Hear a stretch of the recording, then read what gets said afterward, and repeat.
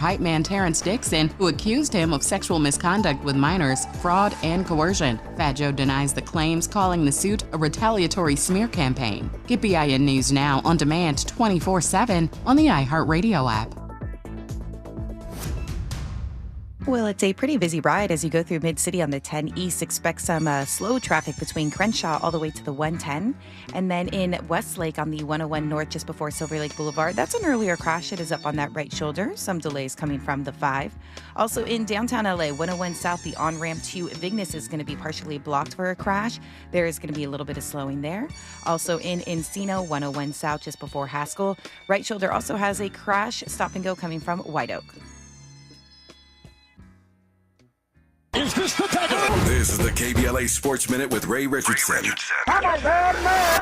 Whenever the Oklahoma City Thunder faced a challenge in the NBA regular season, the playoffs, or the finals, they rose up and got the job done. OKC played like champions most of the season, and they were on top of their game Sunday night, using a dominant second half to beat the Indiana Pacers 103-91 for their first NBA championship since moving to OKC in 2008. NBA MVP Shai Gilgeous-Alexander was also voted MVP of the finals.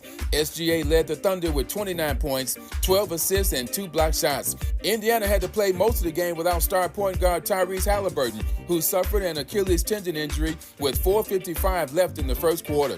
There was another major news story in the NBA on Sunday. The Phoenix Suns traded future Hall of Famer Kevin Durant to the Houston Rockets, a young team that made it to the Western Conference semifinals this season. No debates, no speculation, just the info you need. That's your KBLA Sports Minute. I'm Ray Richardson on KBLA Talk 1580. LA's newest soul food restaurant is getting spectacular reviews.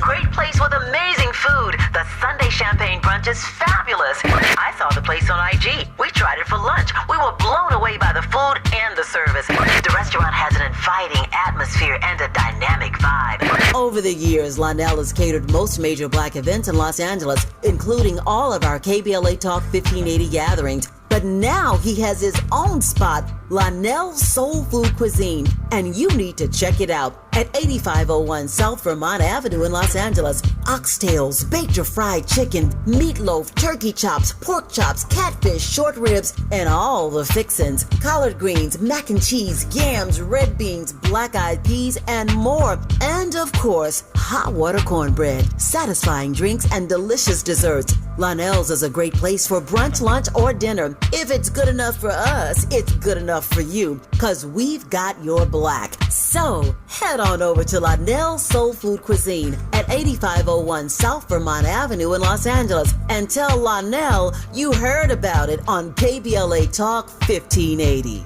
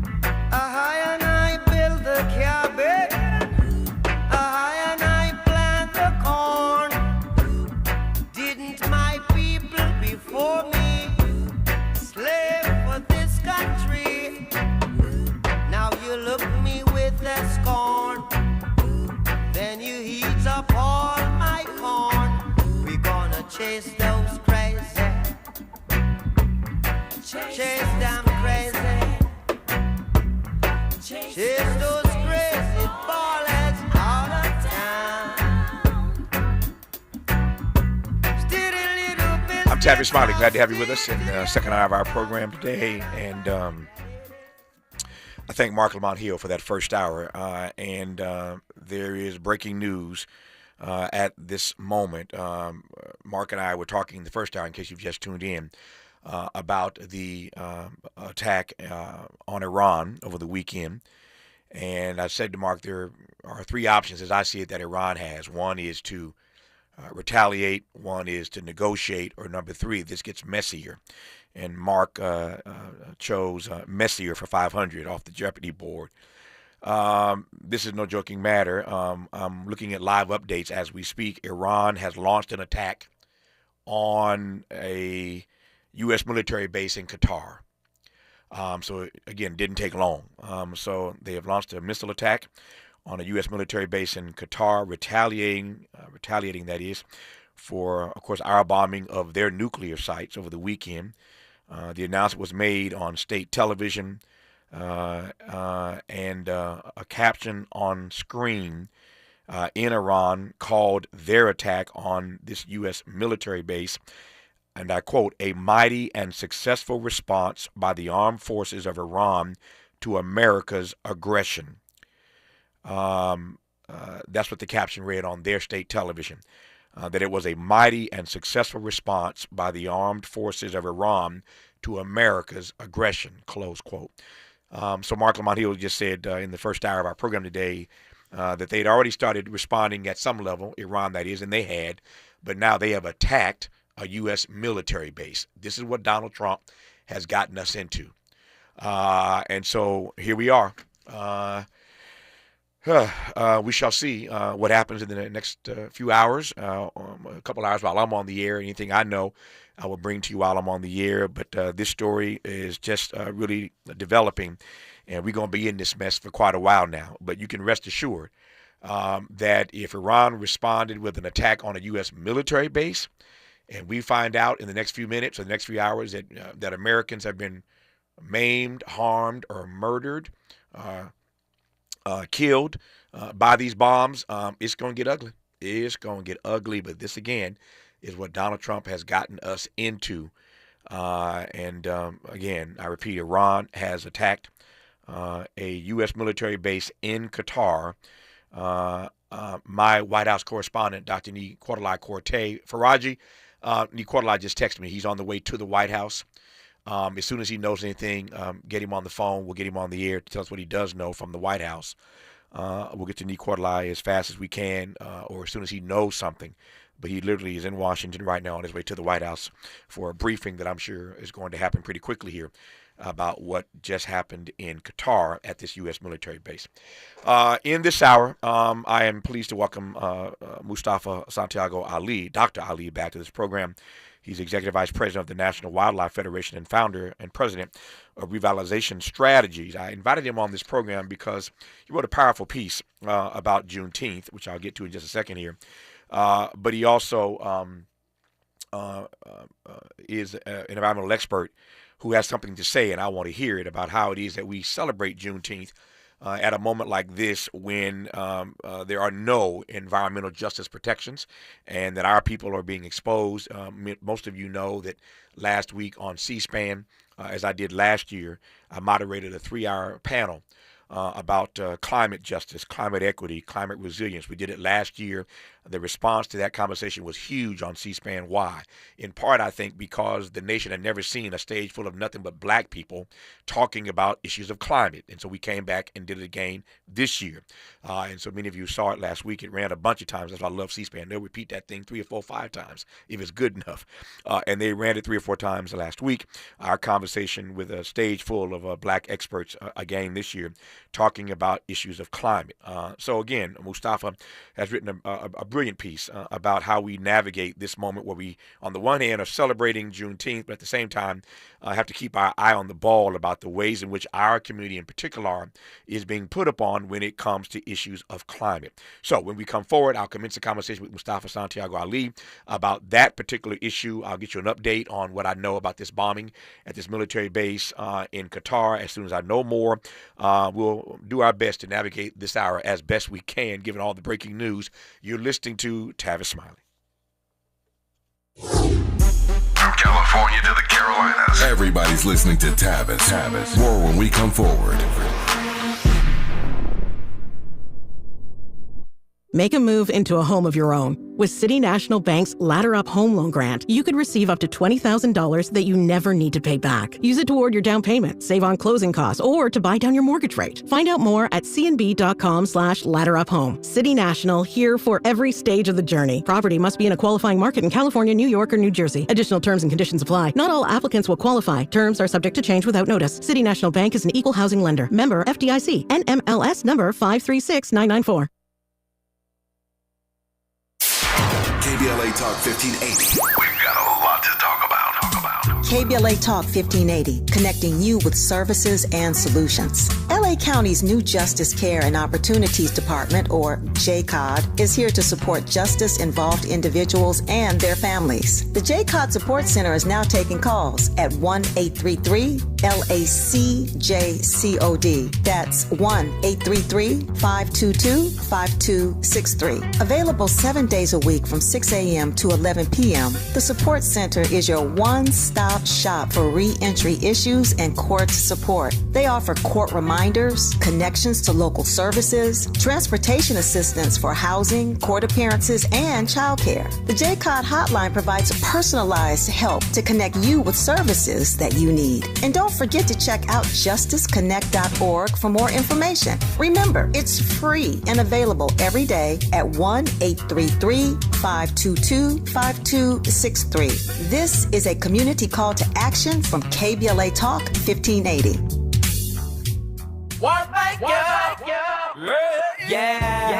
The California Crusader newspaper would like to thank all of our subscribers for their support throughout the years, proudly serving the South Los Angeles and South Bay areas for more than 40 years. The California Crusader is a multicultural, black-owned, adjudicated newspaper that focuses on providing newsworthy information to the people in our community. We're constantly looking for ways to assist businesses in our community to connect with our subscribers. We provide low-cost, effective ways to promote your business with our reasonable and affordable advertising rates. You can participate by suggesting, sharing, and submitting your stories on the California Crusader newspaper Community Share Facebook group page, or visit our website at cal-cruise-news.com. That's calcruisenews.com. Then click on the Submit Now button located on the top right corner of the homepage, or text CCN to 42828. Again, text CCN to 42828. The California Crusader newspaper, working together to build a better community for our future. Subscribe today. More honesty than you can handle. More empowerment than you can imagine. You're tuned in to Tavis Smiley.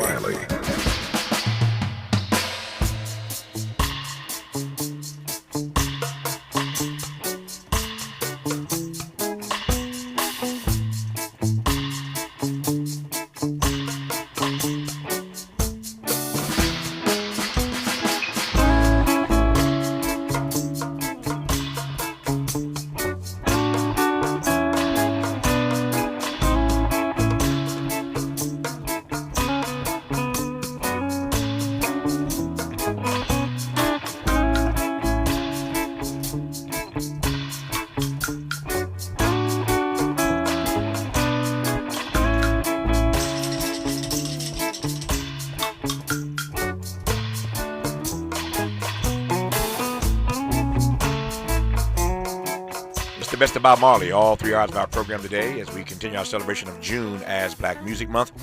We choose a different artist of the day and play some of the best of their catalog in and out of these conversations, all 3 hours of our program. And so today we are doing some reggae with Bob Marley. Pleased to welcome Dr. Mustafa Santiago Ali back to this program. Dr. Ali, how are you today, sir? I'm blessed, busy, and thankful. I like that. Blessed, busy, and thankful. That's how I feel right about now. A lot of drama going on in the world, even as we speak. I thank you for your patience. You heard me say a moment ago that that Donald Trump has gotten us in the middle of this. Any quick thoughts about that before I push forward? Well, I've written each time there's been these major, whether it's wars or other types of engagements that are going on. And we've just got to also understand that, yes, there are lives that are lost in these moments many times, and they shouldn't be. There's also the impacts to the environment that continue to impact both in the moment and for decades after. So we just have to understand the totality of these types of actions and how it impacts people for decades upon decades. It impacts wildlife. It impacts our environment, which then brings diseases long after the bullets and the bombs have stopped falling and stopped being shot. Tell me more. You went there, and I want to follow you. Tell me more about the impacts of the environment. To your point that we do not process in moments like these. Well, there are deadly chemicals that are a part of, many of the things that we drop on people when those bombs come down. When we destroy facilities, often in the building materials that are there, they're then released. So there's huge impacts, both air pollution and water pollution. And many of those chemicals are a part of, causing cancers and liver and kidney diseases and breathing problems. So we just have to understand that, one action has a ripple effect that goes on for decades. Yep. I saw the piece you wrote, speaking of the environment and the impacts to the environment. I saw the piece you wrote called Juneteenth, The Freedom We Knew, the Truth They Couldn't Handle. I read that piece. It was a powerful piece. Take a few minutes here and unpack that for the audience, for those who've not had a chance to read it. Yeah, well, it's really about telling truth, right? Because often stories, when they're not completely shared by us, often start to have information that is erased. So I thought it was important for us to actually think about that moment, right? Those 2.5 years when freedom was not being shared with brothers and sisters who had been enslaved, and how delay and deny is still a part all these years later of so many different issues, but especially when we talk about Juneteenth. I also wanted to make sure that I brought forward, that, our folks understood and knew that freedom was on the winds, but we also knew that there were individuals who were not willing to share that information, and then for the enforcement of making sure that the egregiousness of chattel slavery was ended. So I thought that it was important to talk about that, and then also that joy continues to persist inside of our communities, even in those moments when people were waiting for their freedom. Folks still, loved each other, honored culture, and were, diligently working to be free. So I thought it was important to bring that all together, and then to talk about also in this moment how, this political weaponization, which was going on back at that time, but also today about, the curriculum rollbacks and the historical erasures that are going on. Underscore why Juneteenth is so important and its role in resistance. So I thought that it would be important to bring that forward. I want to get to this resistance point in just a second, but there are 3 or 4 points that you make in this piece that I want to give you a chance to unpack. The first is you write in this piece that the lie will always be in delay. The lie will always be in delay. That's the sentence. Unpack it for me. What do you mean by that? Yeah, well, the lie, we see it living out in that particular moment when people were not, sharing the information that people were free. But the lie still lives today. When we see all the things that folks are doing around trying to erase us in education, history, when people are trying to erase books and the knowledge that's incredibly important for us to be able to take a holistic view of both our history, where we are in this moment, and the possibilities of the future. The lie is what often delays that. But luckily, we continue to push forward. Yep. You argue in the piece that Juneteenth was never theirs to give. It was ours to keep. Yeah, it's so important for us to understand and to own. That is our holiday, but it's more than just a holiday. It is about honoring who we are. It's about honoring our culture. It's about honoring our spirit. It is about honoring the possibility that we continue to embrace, not only in relationship to this country, but in relationship to the entire planet and the role that we play in helping to create something better. So I thought it's important for us to continue to focus on that. Yep. You argue that Juneteenth isn't just a commemoration, it is an act of resistance. An act of resistance. That's the point you teed up a moment ago. Unpack it for me. Well, it most definitely is an act of resistance because it shows our joy, whether it's at barbecues or in parades or in grandma's kitchen as we talk about who we are, both historically and who we are in this moment. It is an act of resistance because it shows Black excellence being brought forward at a time when people are, when there are some who are trying to erase that excellence. So for me, resistance is important. Resistance comes in so many different ways. There are plenty of us who are out there, protesting and marching, but resistance is also in how we show up and how we show out. So it's for me, resistance is incredibly important in all the ways that it manifests itself. I was fascinated by the point you made that about Juneteenth being a mirror, that it's not just a hallmark moment, not just a celebration, not just a commemoration, but in fact, it is a mirror. Tell me more. Yeah, I mean, it's a mirror because it gives a reflection to those who look into it. For us, it allows us to not only remember who we are, but to also understand in the look that we have into that mirror today, the greatness that exists inside of us, that exists inside of our communities, that exists inside of our people. But it is also a mirror for those who continue to try and move forward on a paradigm of white supremacy, of erasure. And it is a mirror for this nation to decide whom it really wants to be. Does it want to live up to the words that it put down on paper, even when it didn't see us, as citizens?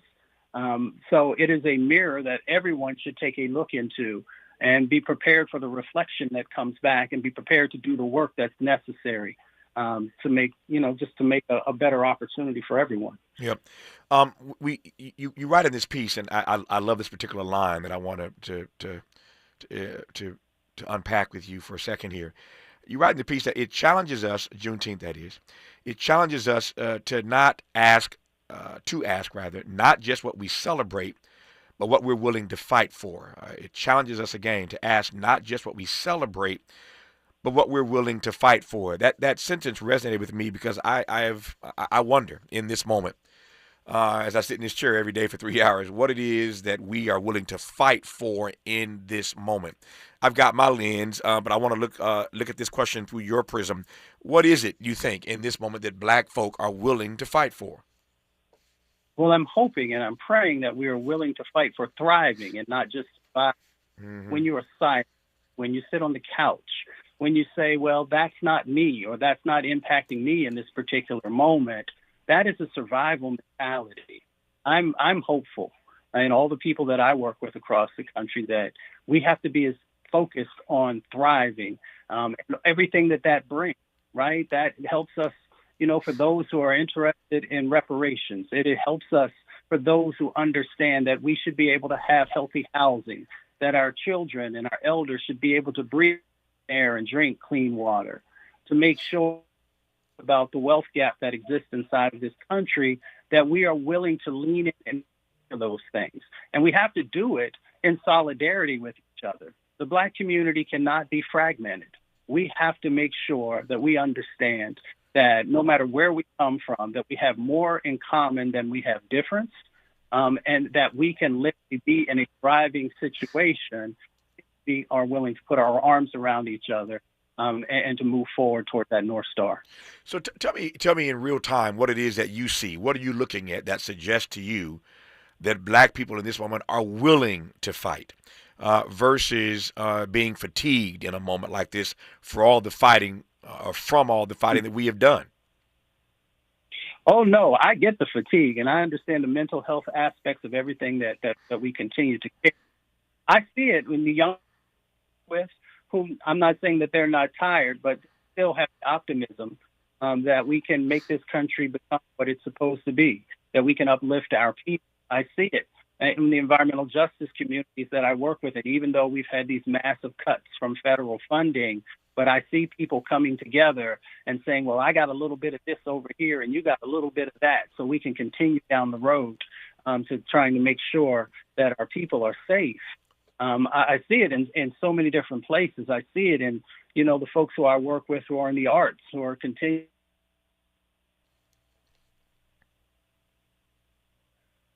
I lost your point, I think. Just about. Your phone's cutting out. Yeah. Your phone was cutting out. I didn't hear the rest of your point. Yeah. I was just saying, between young people, artists, and so many others, I continue to see hope. Yeah. You mentioned these massive cuts to federal funding.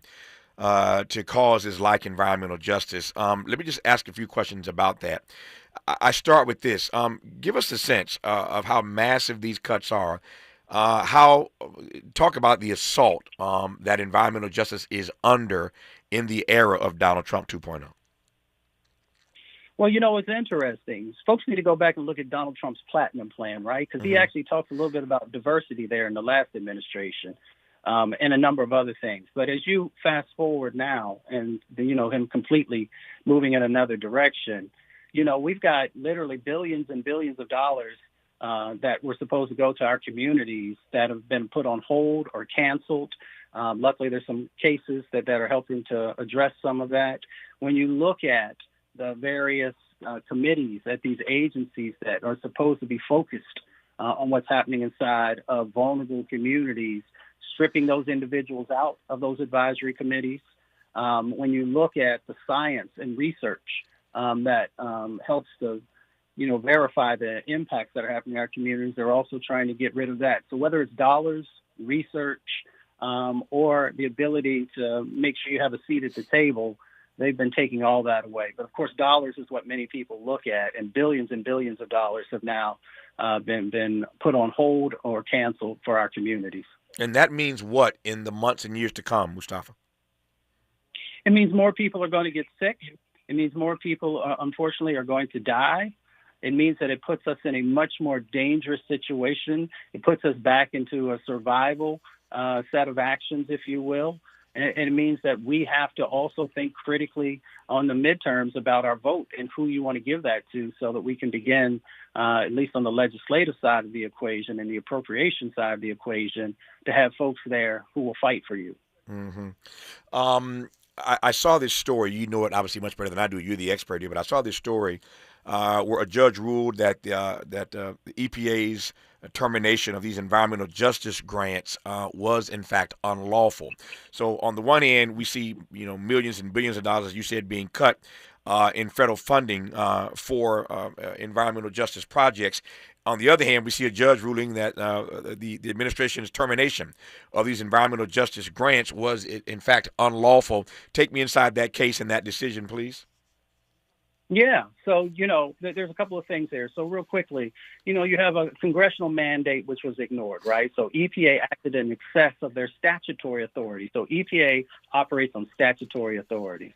And by doing this, they were defying explicit funding directives under the Clean Air Act and the Administrative Procedures Act.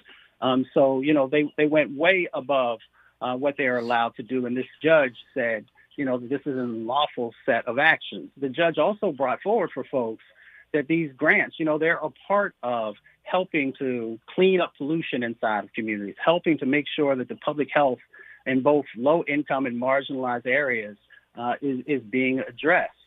I'll give a shout out also. The lawsuit was brought forward by 3 different organizations: Green and Healthy Homes, Minneapolis Foundation, the Philanthropy for Northwest, and a couple of others.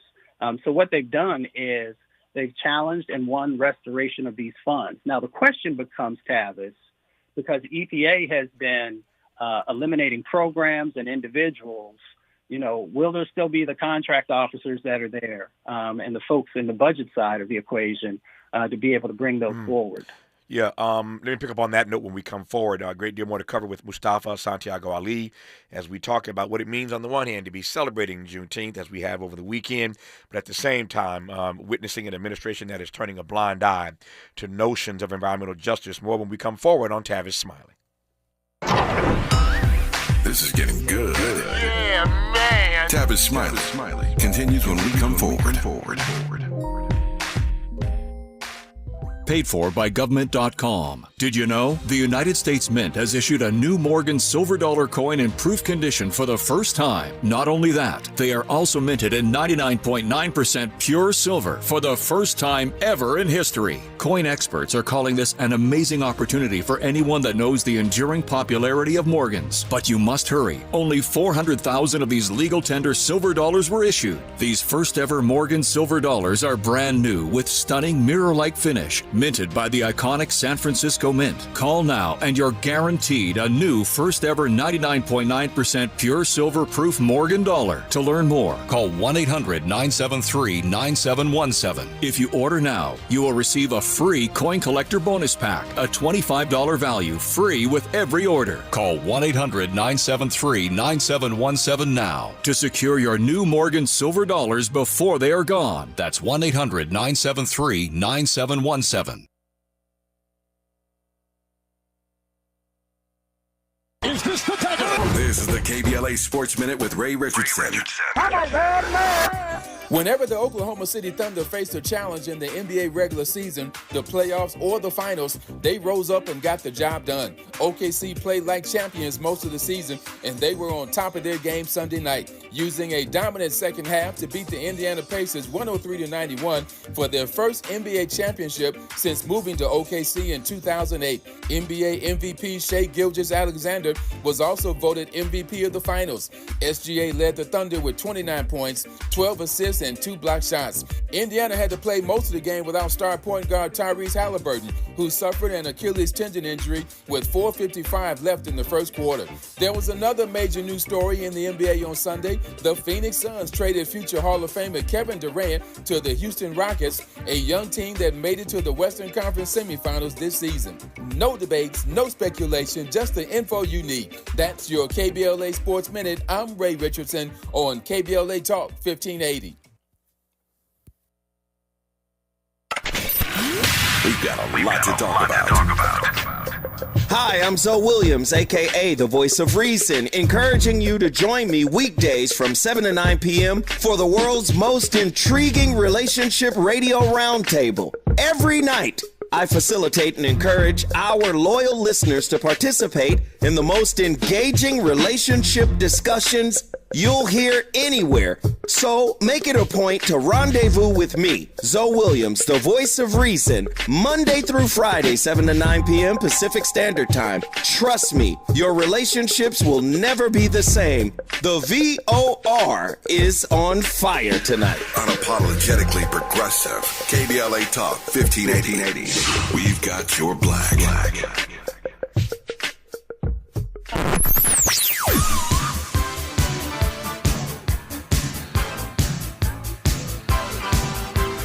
This is KBLA Talk 1580. Talk radio. That's music to your ears. We're unapologetically progressive. KBLA Talk 1580.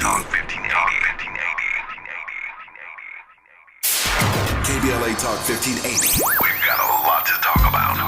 KBLA Talk 1580 reminds you that we keep us safe. Every girl deserves a chance to shine. That's the belief behind Forgiving for Living, Inc. Since 1999, this organization has been empowering at-risk girls ages 13 to 18, helping them overcome behavioral and mental health challenges. Founder Wendy Gladney's personal journey inspired the mission to give girls hope and purpose through the power of forgiveness. Through their ambassador program, workshops, and annual conference, Forgiving for Living has touched over 3,000 young lives, providing mentoring, life skills, training, and tools for building self-esteem and confidence. You can make a difference. Visit forgivingforliving.org to donate, volunteer, become a mentor, or find help for a young girl in need. Forgiving for Living, Inc., building brighter futures for young girls. Visit forgivingforliving.org today. This is a community call to action from KBLA Talk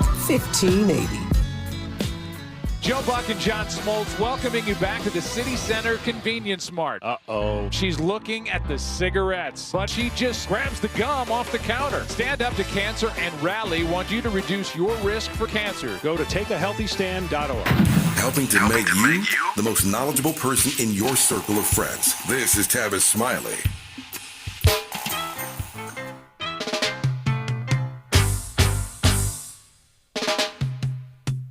She left the party, have a good time. She looks so hearty, feeling fine. She left a smile, sometimes shifting cold.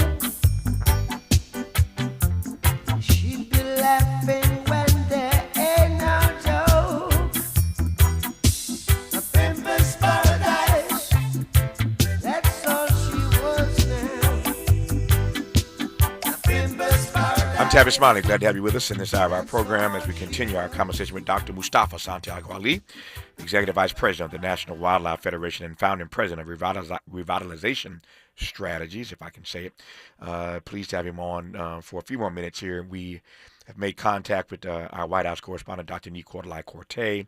We'll go to him in a little bit. The last few minutes of this hour we'll spend in conversation with him about what he's hearing at the White House about this attack from Iran on a military base in Qatar. This crisis in the Middle East is ratcheting up.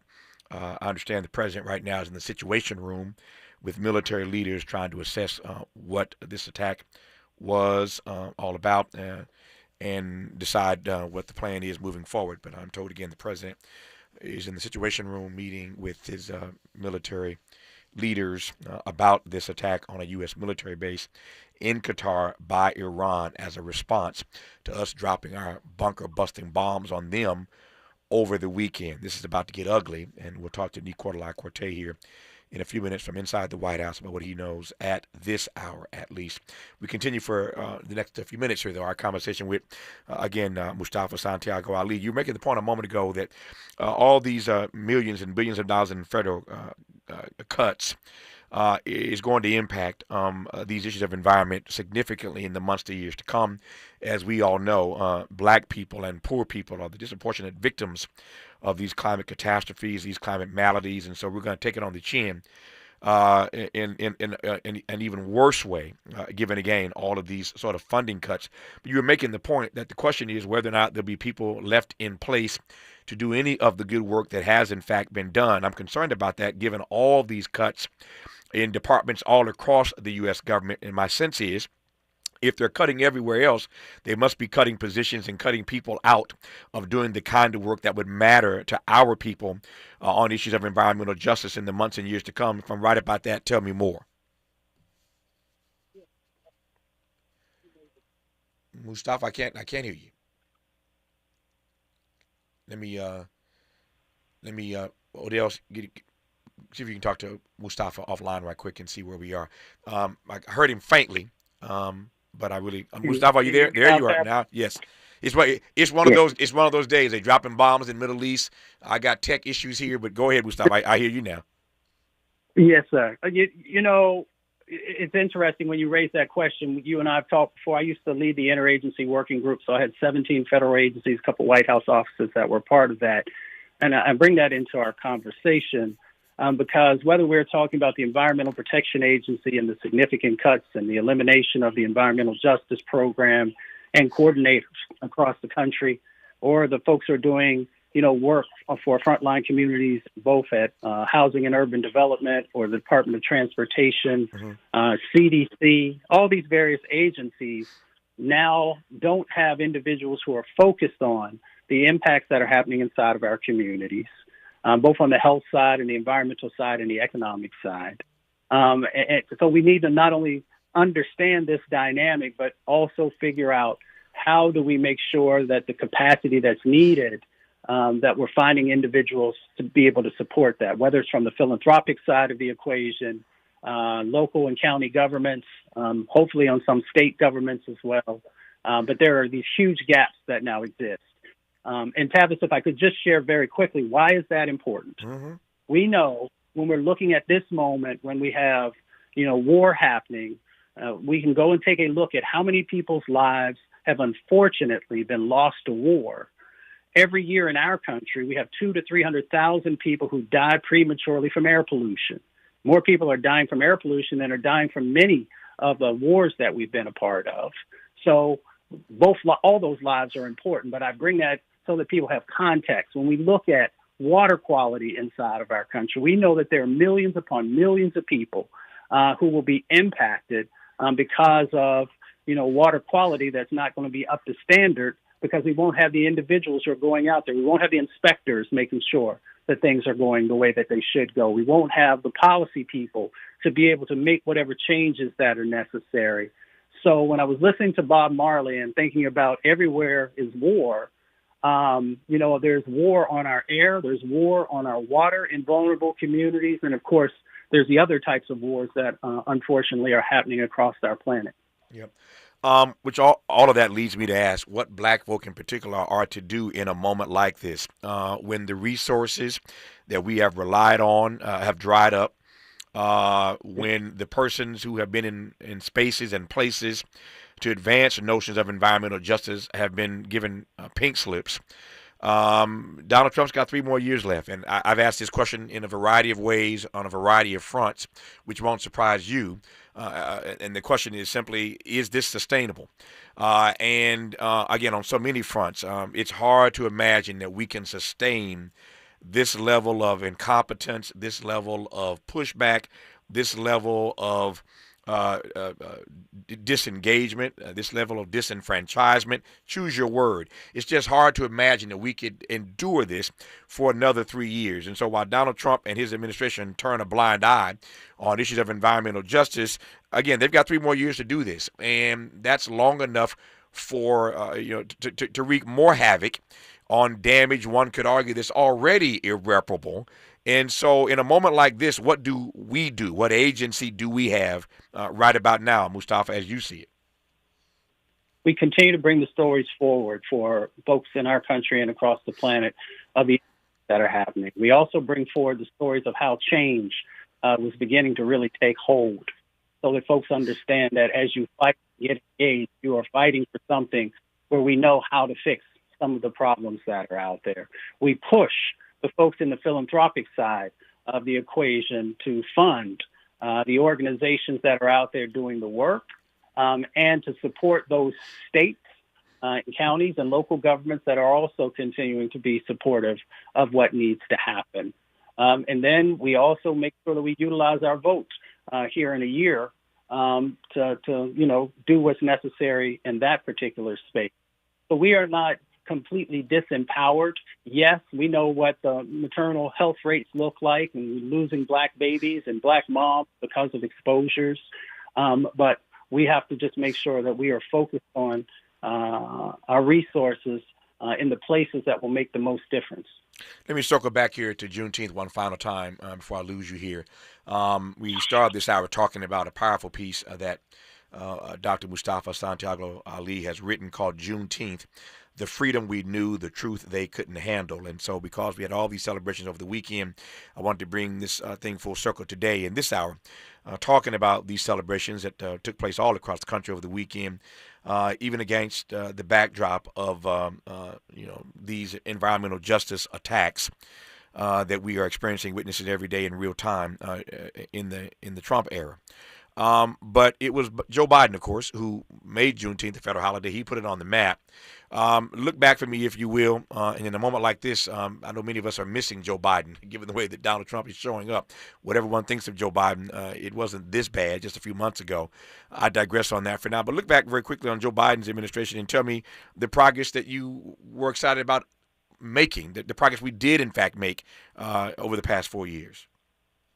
Yeah, well, not only just, him honoring Juneteenth and making sure they're brought forth for the country to remembering, but also all the resources that were, created to help to address the impacts that were happening inside of our communities on the environmental side and the climate side, making sure that those grants and cooperative agreements and contracts were there. And I bring contracts into, even though there's a long way to go, more contracts were going to black businesses.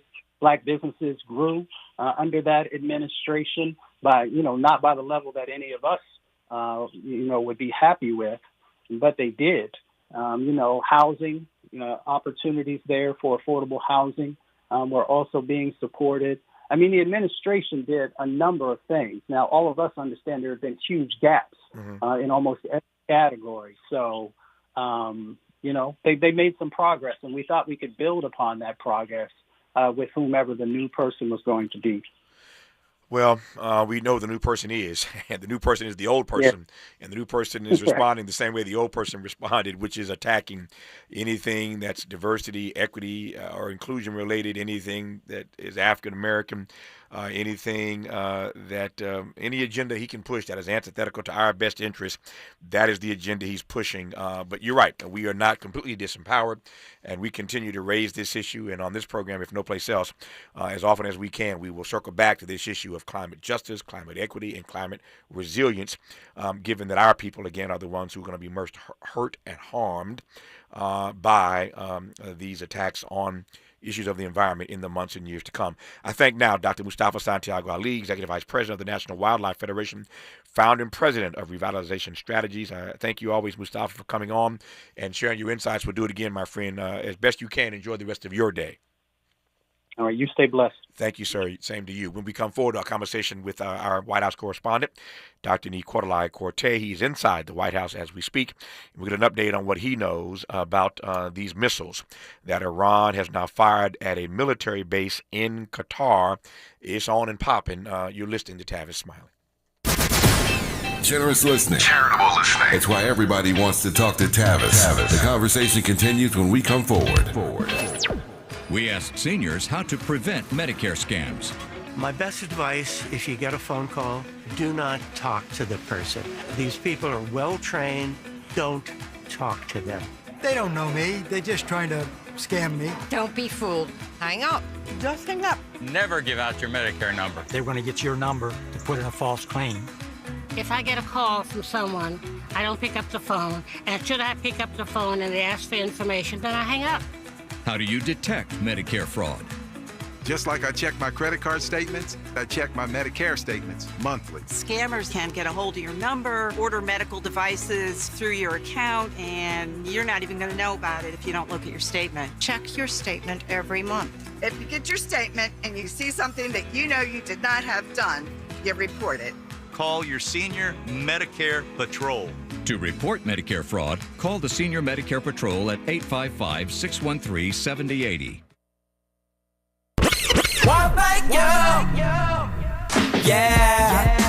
At KBLA Talk 1580, we're proud to be celebrating 4 years on the air, but we know we could not have made it this far without you.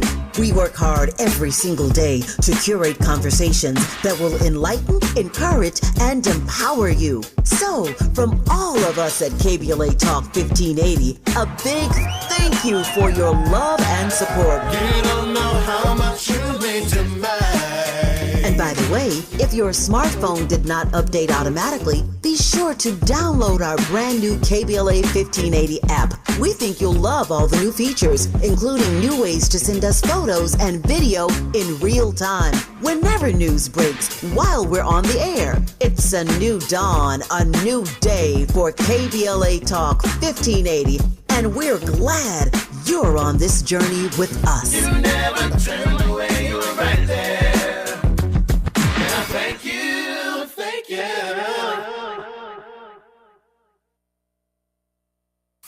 Made fresh daily in the Mert Park, Los Angeles, California. You're listening to Tavis Smiley. Tavis Smiley, Dr. Nicolai Corte, our White House correspondent, who covers all affairs for us inside the White House. He is there. Nick, can you hear me now? I can. Hi, Tavis. Man, it's a strange day, but we could have predicted this was going to happen. Here's what I know at this hour, and I'll ask Nicolai to tell me what he knows on the inside. Iran fired missiles at a military base, a U.S. military base inside of Qatar. The Al Udeid Air Base, as I think it's pronounced correctly. Al Udeid is the air base inside of Qatar that at which they launched these missiles. Iran said the attack in Qatar matched the number of bombs dropped by the U.S. on its nuclear sites this weekend. Iran said it targeted the base because it was outside of populated areas. And Iran announced on state television the attack. Caption on screen called it a mighty and successful response to America's aggression. Qatar, for its part, has condemned the attack on the air base, but said it successfully intercepted all of the missiles and no casualties are reported. Qatar has said at the moment its airspace is now safe. That's what I know. What do you know on the inside, Nicolai? Well, Tavis, that's a great summary. There's also reports that an American base in Iraq has been hit with Iranian missiles as well. And so not just Qatar, but also Iraq. And so we're still waiting for more details there. President Trump was expected to have a meeting with his team in the Situation Room at 1 p.m. Today, given reports of the Iran firing missiles at the U.S. base in Qatar, also reports of the base in Iraq. The press has not gotten an update. We have asked the White House press office for an update. They say there are no updates at this point. And so you better believe as soon as we have them, we'll be sure to share them with you. But this is very extraordinary. I mean, in some ways it was expected that Iran was going to respond in some way. The question is this it? Is it just these two bases? Or is there more to come? A lot of people are looking at the Strait of Hormuz, where oil vessels,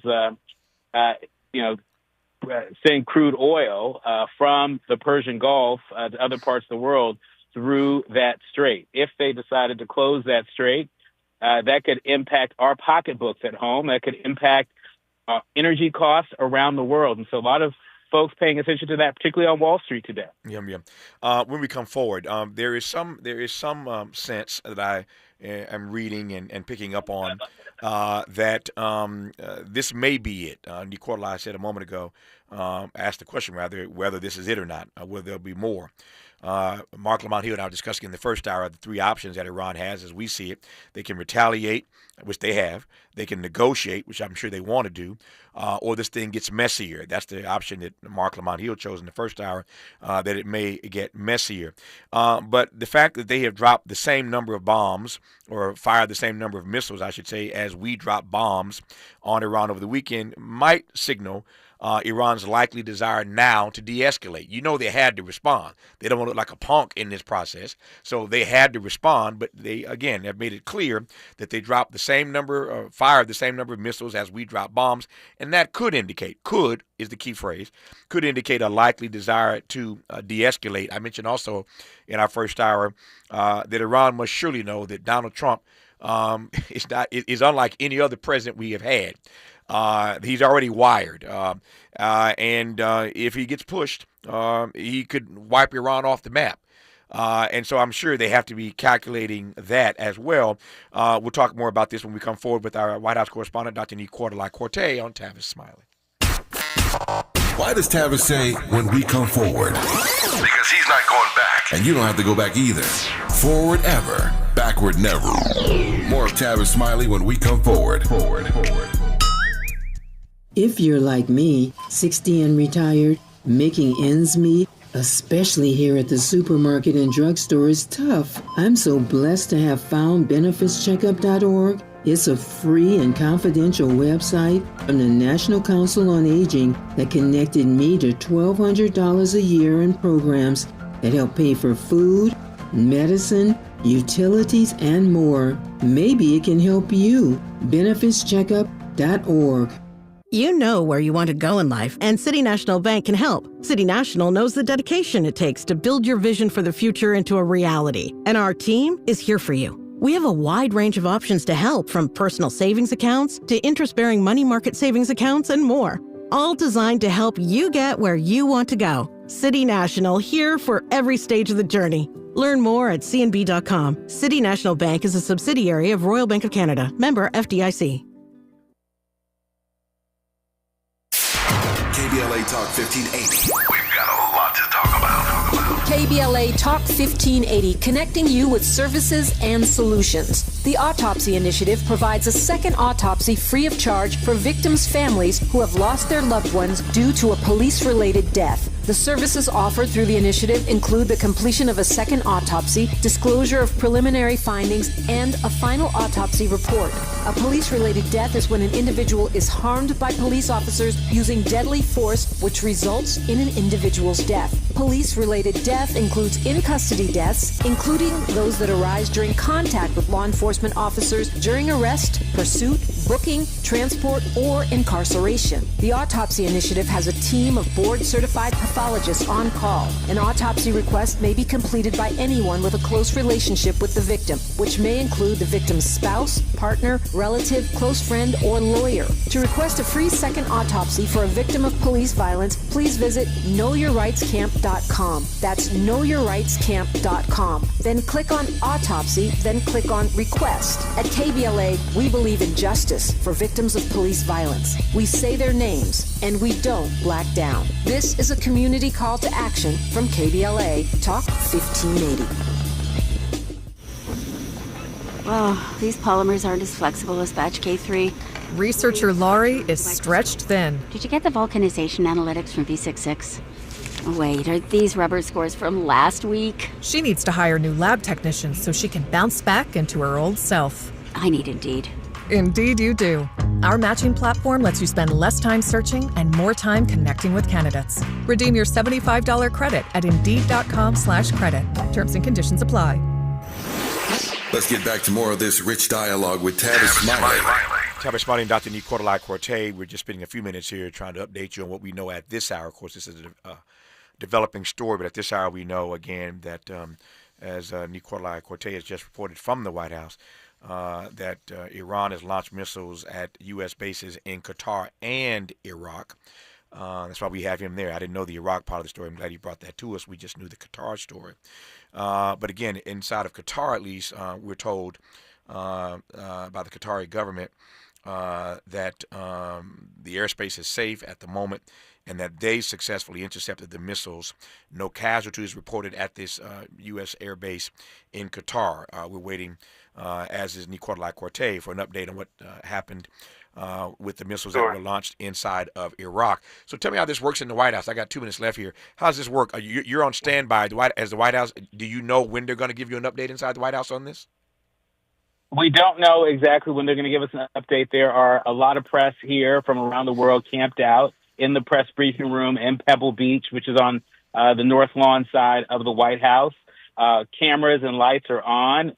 Nobody knows where this thing's going to go moment by moment, but Tavis, I want to update you. Bahrain is reportedly shutting down their airspace temporarily. There are reports right now that the main U.S. base in Syria is on full alert in case of a possible attack by Iran. Kuwait Airways is the latest airline to suspend flight departures from countries due to these regional developments. And Egypt Air has suspended their flights to Gulf cities. And so this doesn't seem to be ratcheting down. It seems to be ratcheting up the world on high alert. Yeah, no, I hear you. And Tavis, President Trump is reportedly in the situation room right now with the U.S. Defense Secretary Pete Hegseth, as well as General Dan Kane. They're in the situation room right now monitoring potential Iranian retaliation. That's per a source here at the White House. And so we are following this very closely.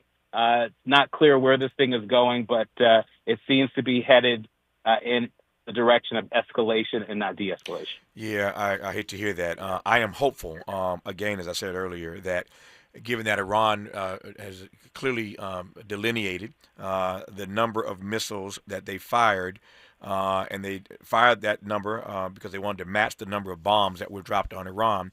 I said that a couple of times earlier. That signals to me that that they want to de-escalate. I don't think they want to tussle with Trump. I wouldn't want to if I were them.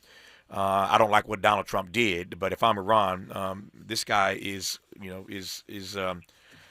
off the chain, and I don't know that I'd want him, potentially wiping us off the map in the days ahead.